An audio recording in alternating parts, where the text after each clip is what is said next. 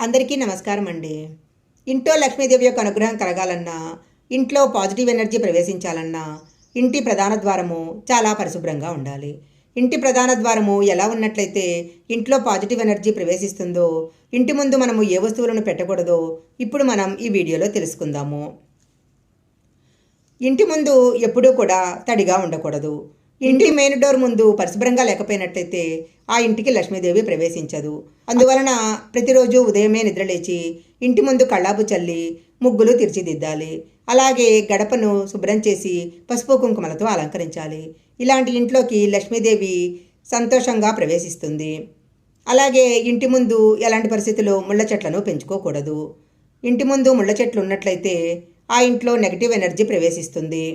చాలామంది ఇళ్లలో ఇంటి ప్రధాన ద్వారానికి పక్కవైపు చెత్తబుట్టను పెడుతూ ఉంటారు. అలా ఎప్పుడూ పెట్టకూడదు.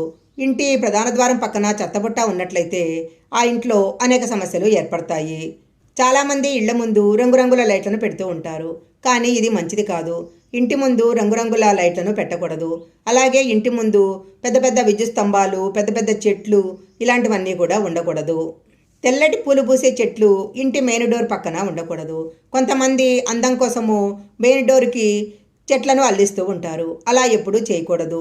ఇంటి ప్రధాన ద్వారానికి చెట్లు అల్లుకోకూడదు. కొంతమంది ఇళ్లలో ప్రధాన ద్వారానికి ముందే గడప పక్కగా చెప్పులను, బొట్లను ఎలా అంటే అలా చిందరవందరగా వేస్తూ ఉంటారు. అలా ఎప్పుడూ చేయకూడదు. ఇంటి ప్రధాన ద్వారం ముందు చెప్పులు, బూట్లు ఉండకూడదు. దూరంగా ఏదైనా షూ ర్యాక్లో చెప్పులు, బూట్లు పెట్టుకోవాలి. ఇంటి ప్రధాన ద్వారానికి మామిడాకు తోరణం కనుక కట్టుకున్నట్లయితే ఆ ఇంట్లో ఎలాంటి నెగటివ్ ఎనర్జీ ఉన్నా బయటికి వెళ్ళిపోతుంది. అలాగే పాజిటివ్ ఎనర్జీ ఇంట్లో ప్రవేశిస్తుంది. మంగళ తోరణాలతో కళకళలాడుతున్న ఇంటి గుమ్మాన్ని చూసినట్లయితే ఆ ఇంట్లో లక్ష్మీదేవి తప్పకుండా ప్రవేశిస్తుంది.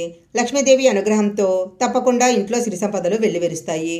ఈ వీడియో కనుక మీకు నచ్చినట్లయితే లైక్ చేయండి, షేర్ చేయండి. ఇలాంటి మరిన్ని వీడియోల కోసం మా ఛానల్ సబ్స్క్రైబ్ చేసుకోండి. పక్కనే ఉన్న బెల్ ఐకాన్ని యాక్టివేషన్ చేసుకుంటే మేము పెట్టే వీడియోలన్నీ కూడా మీకు ముందుగానే నోటిఫికేషన్గా వస్తాయి. మరొక మంచి వీడియోతో మళ్ళీ కలుసుకుందాం.